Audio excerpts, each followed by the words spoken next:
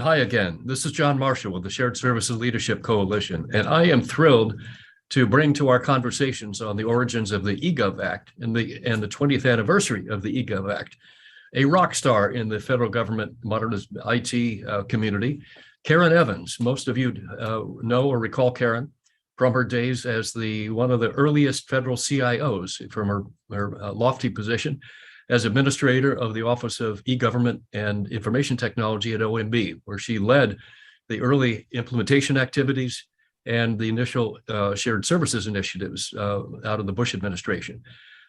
Karen, I don't know if our audience is as up to you currently as some of us are. So why don't you start off by, first of all, welcome, and please start off by reminding us what you've been up to, what are you doing today, and then reflect back and remind us all, get with a little more definition than I just gave you as to what actually was your role, what were you doing in those early days when the act was passed, before you came to OMB, and then we'll get into your role at OMB in leading implementation of the act.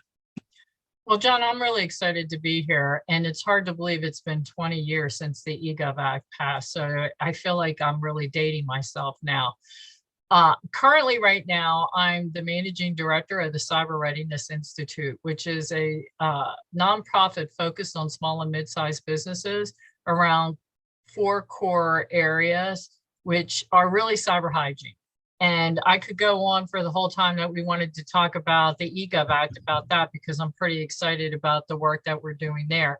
But since you were focused on the anniversary, what happened, I believe, like right before all this passed, and so there's a lot of history associated with the eGov Act, how it got going, who all was in charge. And I'm sure as you go through this history or walk down memory lane, you're going to be talking to Mark Foreman and other luminaries along the way. But I was at Department of Justice when the Bush administration first came on, and they kicked off an initiative that was a government-wide initiative called Quicksilver.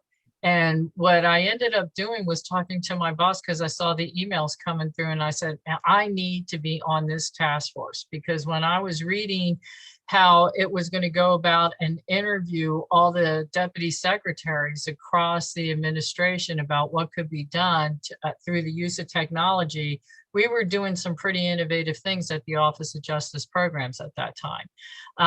So we worked on that, and I ended up being a co-chair of the government to citizen portfolio, which I thought was really a lot of fun, because it was all about grants and we were looking at a bunch of different things. But also what happened at that time was 9/11.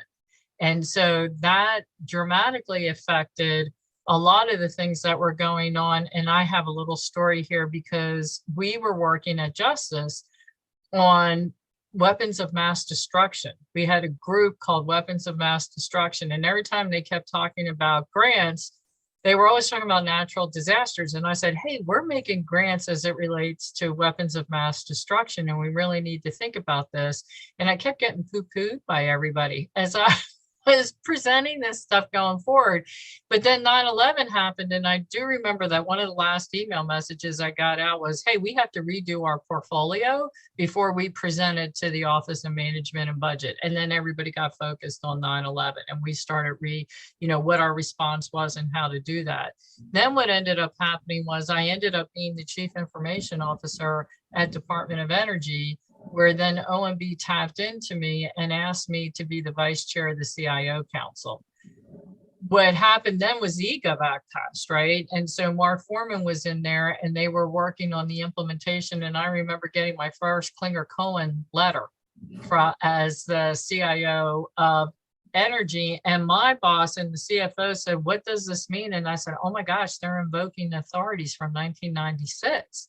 And so, we were like, oh, okay, this really makes a lot of sense. And some of the things we were doing internally within Department of Energy anyway, but because I was the vice chair of the Federal CIO Council, that's where Clay Johnson, and I know everybody's going to be talking about different people that helped make this successful. That's where he saw me. And when Mark decided to transition out, that's when I was given the opportunity to then interview for the administrator for eGov and information technology. So I went from being the vice chair and the CIO of energy over to OMB to be the administrator toward the end of the first term, and then ended up being there the whole second term. So nearly 6 years I served in that role.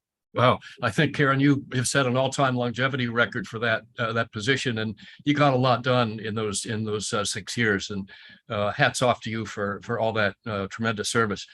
Tell us a little bit more about to shift a little bit more to shared services. So shared services got a boost out of the eGov Act, and the work that you and Mark before you had done in setting up the Quicksilver and those portfolios and the lines of business. Tell us a little bit more about how that work evolved and how shared services were initially rolled out then in the Bush administration. Well, so when we look at a lot of that, it was 24 government-wide initiatives, right, that were put into portfolios. And as I prepared for this interview, I remember the big tagline was 3 clicks to service. And so you probably remember that as well, John, when you were a CIO. Also in the Bush administration. And so it was the 3 clicks to service. And so we had to really measure what we were doing. But the big thing was really the lines of business, and the lines of business moved, and those were the foundational pieces for shared services, and really doing the analysis across the board as to what made sense for consolidation. And the other part, which I thought we took the next leap during my tenure, where Mark first started looking at the lines of business, and then we took the next leap, was we said, okay, if I'm a CIO in a department, why would I consolidate to a government provider? Why couldn't I just consolidate to a private industry shared services provider?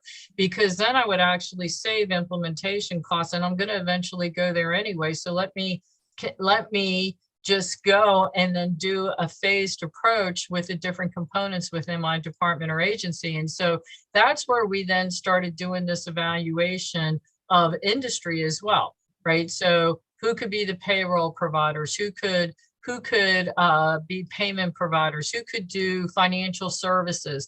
And really look at who were the private industry people that we could work with, because what we really wanted to do was reduce the transition costs. Because if you consolidated directly to a department head first, right? First off, I know that I would have probably never forced myself to go out as a departmental CIO if I had everybody consolidated within the department.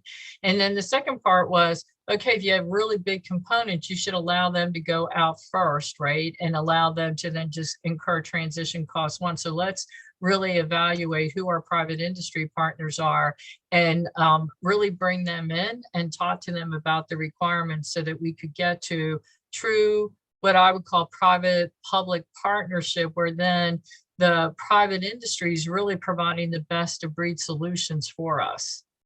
And that was a real breakthrough in the thinking and the business model that you brought to the table there, Karen, where you look to industry providers to either partner or compete with the government providers, and that created competition and theoretically better service for the customer agencies.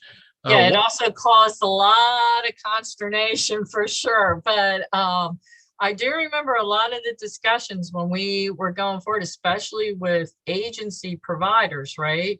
We started arguing with them about, and this is one of the beauties of OMB, is what is your core mission? And then tell me why, being a service provider for financial services is aligned with your core mission.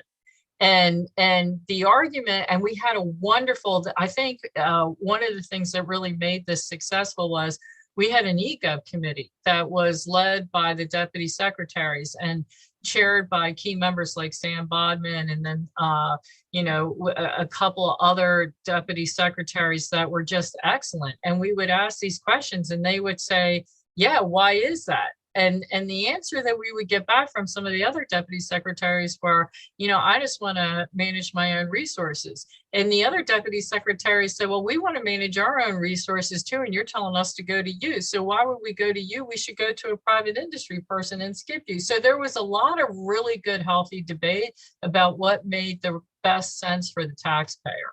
It was great. It was a great debate and a great template really for managing shared services and examining the trade-offs. But the metrics were always an issue, weren't they? What can you share from your experience with how do you do a real cost comparison? Yeah, well, that was really a challenge too, right? Because I was in looking at this, we also had the president's management agenda, right? And so we had specific initiatives that we were looking around human capital, the eGov, different solutions and technology overall, performance, the budget and performance room, and the part, I know you'll talk to Robert Shea going forward, but we also had A76. And A76 is not favorite to anybody either, but one of the big debates was, what are the true cost of ownership? And we kept arguing this, and during my tenure, we had policies that went out too, because I had people that were arguing, going, I'm going to use open source. And we said, sure, go ahead and use open source, but there's ongoing maintenance costs. So what is the true cost of ownership?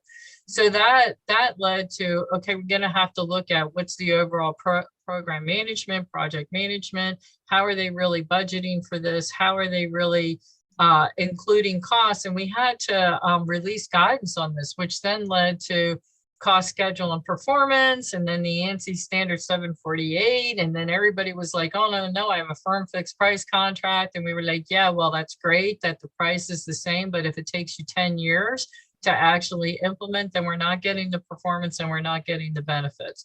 So it was really looking at the business cases of what the agencies were doing and really calling them out on how are you really preparing for this, and have you really thought about how to do this? And then the other key thing to this was really tracking the shutdowns. It's one thing if you start up, but the other part was the shutdowns and the metrics associated with that and the project plans.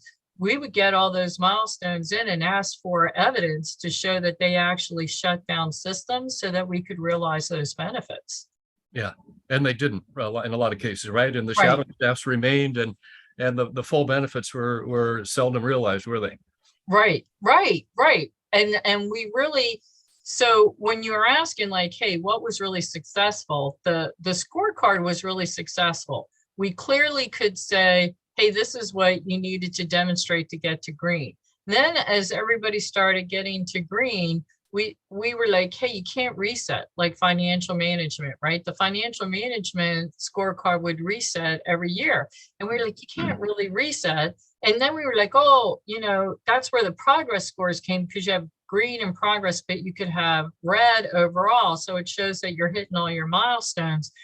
Then we said, well, okay, green is just like minimal of what we wanted people to be. And we developed the next threshold, which was you got to maintain where you were and then continue to do other things so that you could then really go forward and maintain that green, and what we called the green scorecard of the environment, because the president would hold these meetings on the PMA. And I know all of us tell these stories, but they would have the scorecard up there, and these deputy secretaries sat in accordance to their performance. So people would know right away, like if I'm closest to the president, I'm green, right? And if I'm furthest away, I'm red. It wasn't really hard to figure out how you were sitting. And the president, I remember, asked this specific question. So what happens when everybody's green? What's different? And everybody just kind of looked, like the deputy secretaries kind of looked, and that was a big key trigger. And then he said, here are some of the things that I'd like to see, which then started a whole, another round of performance going into the next year. So, the scorecard, we talk about it, but it really did keep people focused And Clay really, we had these quarterly meetings where people had to bring in the artifacts, and people still talk about it. I was at a meeting the other day and somebody was saying, I remember having to present in front of you. I said, we were not that tough. She goes, you guys were tough. You were tough. She says, those are some of the toughest meetings I ever went to. And that's what you need to move the needle in this environment. Karen, another tool, I mean, that was a great tool that the Bush administration brought to the table. And another tool is one you referenced a moment ago from your experience at the Justice Department. You were CIO, and you received a Klinger-Cohen letter.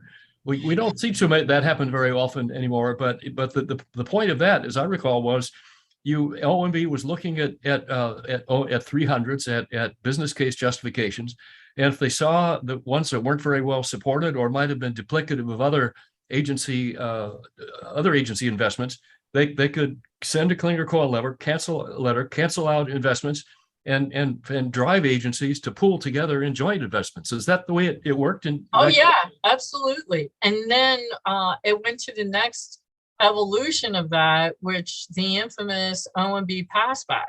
So we would, really take a look across the portfolio. And when we talk about the portfolio at that time, I think when Mark first started doing it, was like $54 billion, right? When I left, it was like $71 billion. And now they're over 100 and some $billion.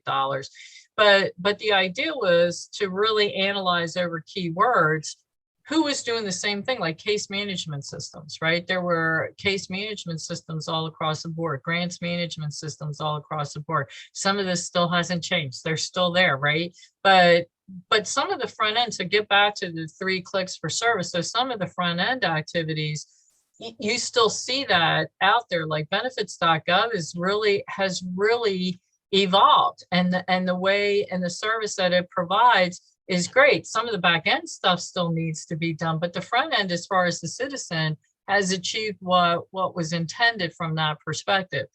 Some of the work that we were doing on financial management, again, under shared services going forward, and how that was being done, and the public folks and then the private sector folks, that's involved into the quality service management groups, the QSMO groups, right? And those offices and how they can manage those going forward. The issues are still the same. The scale is bigger, right? And then the technology continues to evolve. So you have to continuously evaluate what you're doing, especially in these investments, and then really direct the agencies. And the other thing that we did to make sure that we didn't affect mission, right? Like, it really got a lot of the deputy secretaries and deputy administrators would really get worked up over this stuff and come and see Clay. But what happened was, we said, okay, if you're this far into the investment, we'll let you to continue to go on. The minute that you miss a milestone, you're over in the government-wide solution. So we try to put incentives into the system so that they could at least achieve what they were supposed to achieve. And then we also changed guidance so that as they achieve savings, they could reinvest the savings, right, within their own department.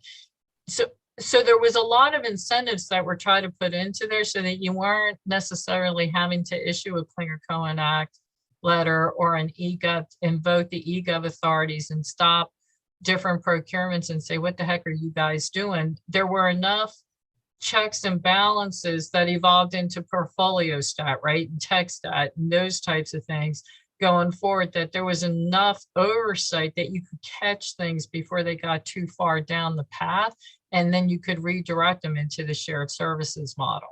Yeah, that was a really powerful set of tools, and I think you guys exercised them about as well as anyone. Karen, looking back now, moving forward from your years in the Bush administration, you have remained a very insightful observer of the whole government modernization environment from the other positions you've held since then. As you look back, as things evolved through the Obama administration and the Trump administration, what have you observed about particularly about shared services and IT modernization, moving forward from your day to the present day? What's happened that catches your eye the most? Well, I think the biggest thing is the evolution of the centralized funding, that bridge funding. So in the eGov Act, we struggled really hard to justify why you had to have centralized funding. So the EGOV fund, every year we would be arguing between 1 million and 3 million, right? And I would get something in between that. And we really utilized a lot of OMB's authority short to make sure that we weren't impounding agency funds. And so there was a lot of transparency in the reports about, in essence, you were doing fund transfers, right? And showing how you were actually reprogramming dollars. They were appropriated for the same function, but you were using a different service. And that really ended up becoming the eGov report that was done on an annual basis. So the evolution of the eGov Act into what is now the Technology Modernization Fund, I think, is huge, because what that really does is allow agencies to really bridge what happens in the budget processing. And the budget process, when you ask, well, like what really doesn't work or what continues to be a challenge, it's the way our budget process works. Yeah. And it's a challenge, right? Because you're always 2 years in advance trying to figure out, even though Congress is working on a 12-month schedule, the agency is always working on a 24-month schedule. So that's you right. Like right now, they're working on other things associated for 2024 because they already submitted 2023, right? So it's always, if you don't understand that coming in, that's always tough. And then if you're under CR, you can't do new starts. So then your project plan is always behind. So you're always going to have to reprogram, or you're always going to have to do some kind of justification, unless you're really good to realize like how that process is going. I think the modernization fund allows for that bridge to happen. And I also think some of the stuff that's happening with that is dealing with technical debt, and that really should be done in the budget process, not necessarily from the TMF, right? And when you start really looking at the projects that are being funded, it's technical debt, and we really have to, as government, as Congress, really figure out how to really fix that technical debt problem, because the TMF is supposed to be for new things, to bridge for new stuff, for new services, new technology, not necessarily fix the old problems. That's supposed to be through the regular budget process. And then the other thing that I think works but doesn't work is also the acquisition process. And the eGov administrator, and now the federal CIO, has a lot of authorities to redirect procurements. And I think they should exercise those. It's the only OMB position that can dance right up to the line of operations and actually affect operations within departments and agencies. And I think that they should invoke that and use it to the advantage of the taxpayer to really leverage and implement shared services the way that it could benefit all the departments and agencies. Yeah. And that still is a challenge. That is still a challenge. And I think the way that they're trying to evolve the CUSMO approach, that would be the way that they could really streamline that acquisition process and really make shared services a reality. So I'm watching those pretty closely. Yeah, thanks, Karen. That's a great point too. It seems, speaking of acquisition, it seems like one of the big missed opportunities back into your day, of the early days of the eGov implementation, was that no one ever really leveraged the authorities available in the share and savings provisions in the eGov Act. What happened there? How could you explain that? And do you think that's something that we ought to look at bringing back and taking greater advantage of? That was really a challenge to the shared and savings, and it had a sunset clause. And we really looked at that, and that gets back into the total cost of ownership. And part of this really is the public-private partnership. There are a few companies that we worked with that really opened up their books so that we could really take advantage and really look at what were their costs and what were the government costs. And John, I think, to be truly honest on this, not that I wasn't honest on anything else that I said, is that I think at that point in time, the trust relationship between the government and industry, there were issues with that. And And I think industry really thought that the government was trying to cut into their profit margin, and we were not. Like, we were really looking at what does it cost to run this, and if we can save money, we should be able to share in that savings. It should incentivize private industry to become more efficient and to tell us when there's problems. And then for the government to say, oh, okay, I need to make some adjustment. That is huge communications and huge trust. And I still think that that's a hurdle today, even if you brought it forward. And I'll give you a great example. When I went back into the Trump administration, I had the opportunity to be the chief information officer at Department of Homeland Security. And it really was truly eye-opening and an honor to be able to do that. But the other part of that was looking at the existing contracts and trying to shut down existing contracts so that you could move forward to do acquisitions for new services. And there's a lot of antibodies around in Washington, D.C. that view shutting down contracts. And it's not because it's bad performance. It's because it's good contract management to then put those requirements together and then do a new contract. Vendors get really upset when you shut down a contract.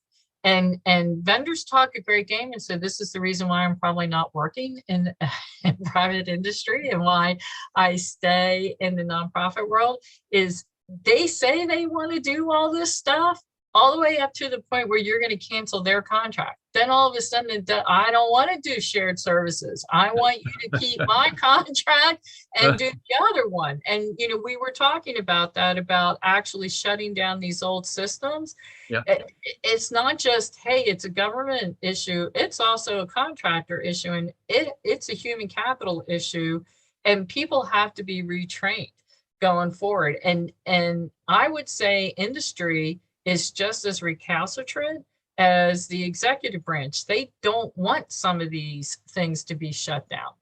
Yeah, well, that's just the way it is in the world. There's plenty of credit to go around, and there's also some blame to go around for some of the starts and stops we've had. Karen, you've had so much experience and so much great insight. If you had the ear of the DDM back at OMB, if you had a couple of minutes with Jason Miller, what one big idea might you whisper in his ear to that you think could really get shared services and other modern IT modernization going forward? There's a piece of draft legislation that's circulating around the Hill about shutting down legacy systems. And I actually think that legislation should pass, because then OMB could track that legislation, track the outcomes associated with that legislation. And I think there's more than enough authorities for CIOs. I think there's more than enough authorities to be able to do shared services. But the key to success now, to get us over the hump, is we have to shut down legacy systems. So I would encourage them to support that legislation, that's draft, that's circulating around the Hill about shutting down legacy systems. Yeah, thank you. We've had a look at that, and we're considering weighing in. It looks like a timely idea, and collecting an inventory, I think, of current systems and making some tough decisions. Very interesting piece. And I also think it would help guide Congress in investments, right? This goes back to us talking about really doing the budget process right to deal with what's the technical debt, and really get a handle on that. Either we want to deal with it or we don't. And if we don't, then okay, let's all be honest about it and say, this is how we're going to manage it going forward. But I think when you start looking at it, I just know some of the analysis that I was doing, John, just on some reports that I asked who's actually reading these. And when you look at DHS and what we were spending as OCIO, and then each component group, we racked up really quickly $35 million. I could use $35 million doing, like, moving to shared services. I could do that easily by just stopping some of these reporting requirements.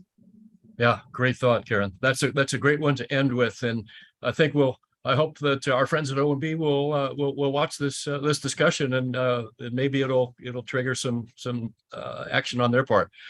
Karen, you are a true rock star in our community, and it's just been a privilege and a real pleasure to reconnect with you today and hear some of your reflections on the last 20 years of government modernization, all the way back to the EGOV Act of 2002.